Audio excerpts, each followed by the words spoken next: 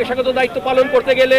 আপনারা জানেন অন্তত 10 জন সাংবাদিকের সাথে সে খারাপ আচরণ করেছে এবং তাদের অনুমতি দেওয়া হয়নি। অতি সম্প্রতি আপনারা জানেন ইন্ডিপেন্ডেন্টের জেলা প্রতিনিধির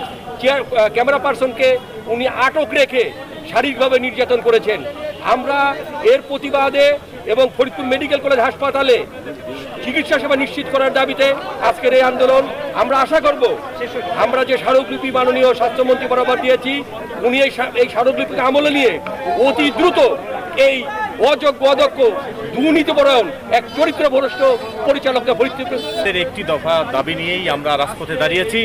এবং এই দফা দাবি বাস্তবায়ন না হওয়া পর্যন্ত আমরা মাঠেই থাকব এবং ধাপে ধাপে আমাদের এই আন্দোলনকে সামনের দিকে এগিয়ে নিয়ে যাব। আমাদের ফরিদপুর যে বঙ্গবন্ধু শেখ মুজিব মেডিকেল কলেজ হাসপাতাল রয়েছে সেই হাসপাতালের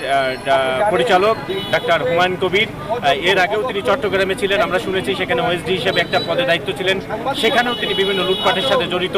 এমন কথাই আমরা জানতে পেরেছি এবং ফরিদপুরে এসেই তিনি লুটপাটে ব্যস্ত রয়েছেন, যে কারণে তিনি সাংবাদিকদের ভয় পান এবং সাংবাদিক সেখানে প্রবেশে তিনি নিষেধাজ্ঞা জারি করেছেন এবং আমরা আশা করব